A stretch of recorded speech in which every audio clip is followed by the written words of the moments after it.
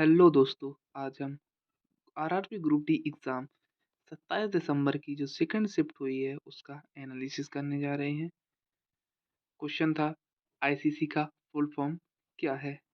Options थे A international cricket council, option number B था international crime court, option number C था Indian cricket committee और option number D था international coaching council. इसमें आपका correct answer था option number A international cricket council, यानी कि ऑप्शन नंबर ए एकदम करेक्ट ऑप्शन था। अगला क्वेश्चन था अंतर्राष्ट्रीय ओपन 2025 में पुरुष एकल का खिताब किसने जीता। ऑप्शन थे ए नोवाक जोकोविच, B Jannik Sinner, C Alexander Zverev और डी कार्लोस अल्कराज। इसमें आपका करेक्ट आंसर था option number B Jannik Sinner, एकदम करेक्ट आंसर था। अगला क्वेश्चन पूछा गया था केंद्रीय बजट 2025-26 के अनुसार शिक्षा के लिए भारतीय भाषा की पुस्तकों को डिजिटीकरण करने का लक्ष्य वा- वाली योजना कौन सी है। ऑप्शन थे ए भारतीय भाषा पुस्तक योजना, ऑप्शन नंबर बी था ज्ञान भारत मिशन, सी था राष्ट्रीय डिजिटल पुस्तकालय पहल और ऑप्शन नंबर डी था विद्या समृद्धि योजना। इसमें आपका करेक्ट आंसर था ऑप्शन नंबर ए, यानी कि भारतीय भाषा पुस्तक योजना, ये एकदम करेक्ट ऑप्शन था। अगला क्वेश्चन पूछा गया था साल 2025 में लाइफ टाइम श्रेणी में शूटिंग कोच के लिए द्रोणाचार्य पुरस्कार किसे दिया गया। ऑप्शंस थे A Subhash Rana, B Deepali Deshpande, C Sunny Thomas और डी एस मुरलीधरन। इसमें आपका करेक्ट ऑप्शन था option number B Deepali Deshpande, ये एकदम करेक्ट आंसर था। लेकिन अगर पैरा शूटिंग में पूछा गया होगा तो उसका करेक्ट आंसर था सुभाष राणा, लेकिन ऑप्शन नंबर बी इसमें करेक्ट थी। अगर ये ऑप्शन पूछा गया होगा तो दीपाली देशपांडे, और अगर पैरा शूटिंग में पूछा गया होगा तो सुभाष राणा थे। अगला क्वेश्चन पूछा गया था जवाहरलाल नेहरू स्टेडियम नई दिल्ली में आयोजित पहली फिट इंडिया कार्निवल 2025 का उद्घाटन किसने किया। ऑप्शंस थे A doctor Mansukh Mandaviya, option number B था नरेंद्र मोदी, सी आयुष्मान खुराना और डी अनुराग ठाकुर। इसमें आपका करेक्ट ऑप्शन था ऑप्शन नंबर ए डॉक्टर मनसुख मांडविया, ये एकदम करेक्ट ऑप्शन था। अगला क्वेश्चन पूछा गया था हाल ही में सामाजिक विकास के लिए दूसरा विश्व शिखर सम्मेलन 2025 कहाँ आयोजित किया गया। ऑप्शंस थे A Doha Qatar, B New York USA, C Geneva Switzerland और डी कोपेनहेगन डेनमार्क। इसमें आपका करेक्ट ऑप्शन था option number A Doha Qatar, एकदम करेक्ट ऑप्शन था। अगला क्वेश्चन पूछा गया था मैग्नीशियम ऑक्साइड यानी कि MgO का आणविक द्रव्यमान कितना होता है। ऑप्शन थे ए 40 ग्राम पर मोल, बी ऑप्शन था 24 ग्राम पर मोल, सी ऑप्शन था 16 ग्राम पर मोल और डी ऑप्शन था 56 ग्राम पर मोल। इसमें आपका करेक्ट ऑप्शन था ऑप्शन नंबर ए, यानी कि 40 ग्राम पर मोल, एक करेक्ट आंसर था। अगला क्वेश्चन पूछा गया था यदि ऊष्मा यानी कि हीट 64 जे यानी कि जूल और प्रतिरोध यानी कि रेजिस्टेंस 40 है तो वोल्टेज कितना होगा। ऑप्शन और यहाँ वो ऑप्शन थे ए 8 वोल्ट, बी 16 वोल्ट, सी 4 वोल्ट और डी 32 वोल्ट। इसका करेक्ट आंसर था ऑप्शन नंबर बी, यानी कि 16 वोल्ट, एकदम करेक्ट आंसर था। अगला क्वेश्चन पूछा गया था निम्नलिखित में से कौन सा पौधा एक लिंगी है।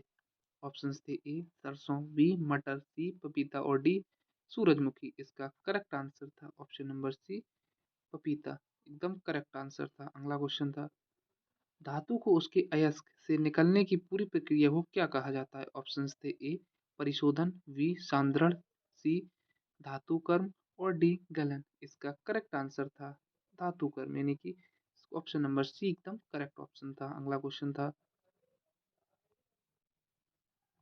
नवंबर 2025 में छत्तीसगढ़ के नवा रायपुर में ब्रह्मा कुमारीज के शांति शिखर का उद्घाटन किसने किया। ऑप्शंस थे ए प्रधानमंत्री नरेंद्र मोदी, बी मुख्यमंत्री विष्णुदेव राय, सी राज्यपाल रमेन डेका और डी ब्रह्मा कुमारी संस्थान प्रमुख। इसका करेक्ट आंसर था ऑप्शन नंबर ए, यानी कि प्रधानमंत्री नरेंद्र मोदी, इसका एकदम करेक्ट आंसर था। अगला क्वेश्चन पूछा गया था यदि प्रेगनेंसी यानी गर्भावस्था में मां कुपोषित हो तो उसका इसका मुख्य प्रभाव क्या होता है? ऑप्शन थे ए दूध उत्पादन बहुत अधिक होगा, ऑप्शन नंबर बी था बच्चा बहुत भारी होगा, सी था लो बर्थ वेट बेबी होगा और डी बच्चा जल्दी बोलना शुरू कर देगा। इसका करेक्ट आंसर था option number C low birth weight baby होगा। ये ऑप्शन नंबर सी एकदम करेक्ट ऑप्शन था। अगला क्वेश्चन पूछा गया था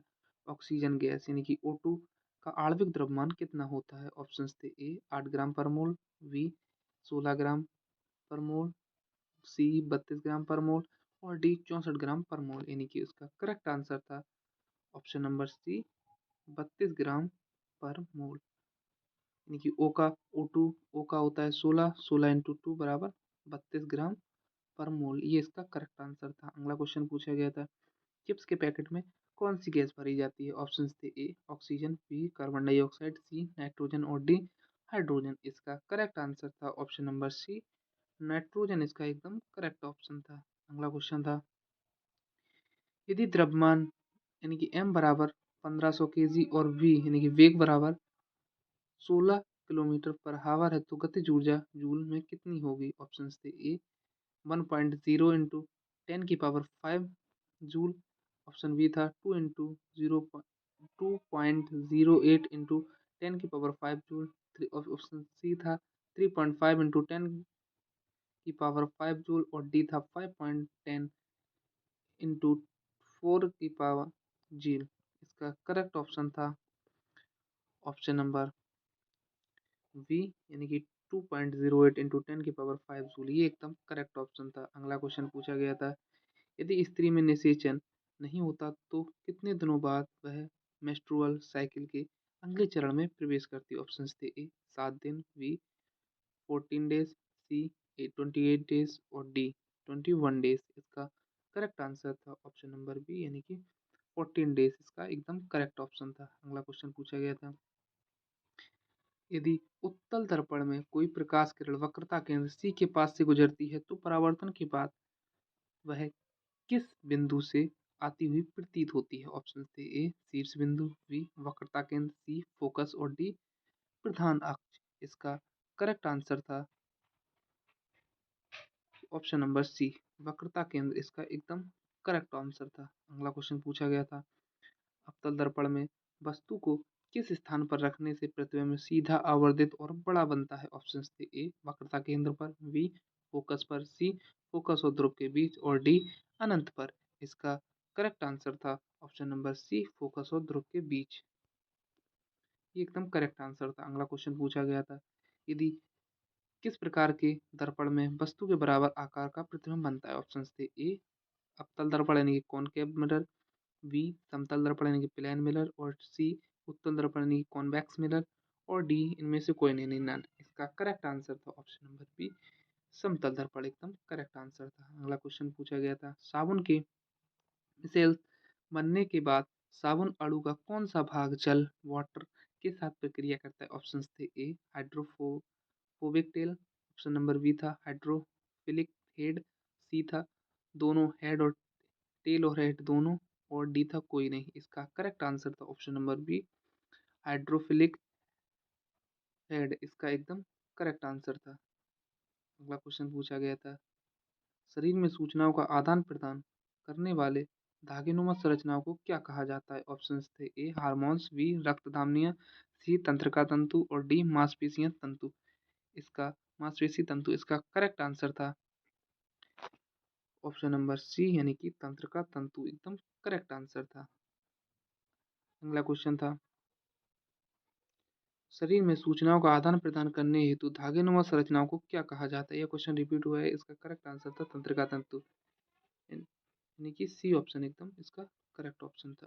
अगला क्वेश्चन था ध्वनि सबसे तेज और अधिक गति से किस माध्यम में चलती है? ऑप्शन थे ए वायु यानी कि एयर, बी जल यानी कि वाटर, सी ठोस यानी कि सॉलिड और डी निर्वात यानी कि वैक्यूम। इसका करेक्ट आंसर था सी यानी कि ठोस सॉलिड में सबसे तेज चलती है ध्वनि।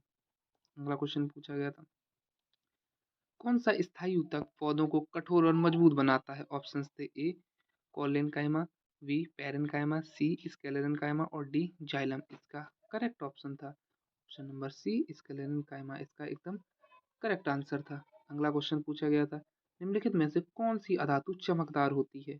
ऑप्शंस थे ए सल्फर, बी फास्फोरस, सी आयोडीन और डी कार्बन। इसका करेक्ट आंसर था ऑप्शन नंबर सी आयोडीन। इसका एकदम करेक्ट आंसर था, यानी कि ऑप्शन नंबर सी। वैसे सभी धातु चमकदार नहीं होती, लेकिन आयोडीन चमकदार होती है, यानी कि ऑप्शन नंबर सी एकदम करेक्ट ऑप्शन था। अगला क्वेश्चन पूछा गया था, पौधों की कोशिकाओं में माइटोकॉन्ड्रिया का प्रमुख कार्य क्या होता है? ऑप्शंस थे ए प्रकाश संश्लेषण में सहायता करना, ऑप्शन नंबर बी ऊर्जा उत्पादन यानी कि एटीपी बनाना, और ऑप्शन नंबर सी इसमें डीएनए नहीं होता है, ऑप्शन नंबर डी क्लोरोफिल बनाना। इसका करेक्ट आंसर था ऑप्शन नंबर बी, यानी कि ऊर्जा उत्पादन यानी कि एटीपी बनाना। ये एकदम करेक्ट आंसर था ऑप्शन नंबर बी। अगला क्वेश्चन पूछा गया था, घनत्व का एसआई इकाई क्या है? घनत्व का मात्रक पूछा गया था। ऑप्शन थे A kilogram per metre, option number B था kilogram per metre square, option number C था kilogram per metre cube, option number D था ग्राम पर सेंटीमीटर क्यूब। इसका करेक्ट आंसर था ऑप्शन नंबर सी, यानी कि gram per metre cube एकदम correct option था। अगला क्वेश्चन पूछा गया था, लाइसोसोम का मुख्य कार्य क्या है? ऑप्शंस थे ए प्रोटीन संश्लेषण, बी बाहरी पदार्थों और पुरानी कोशिकाओं का पाचन,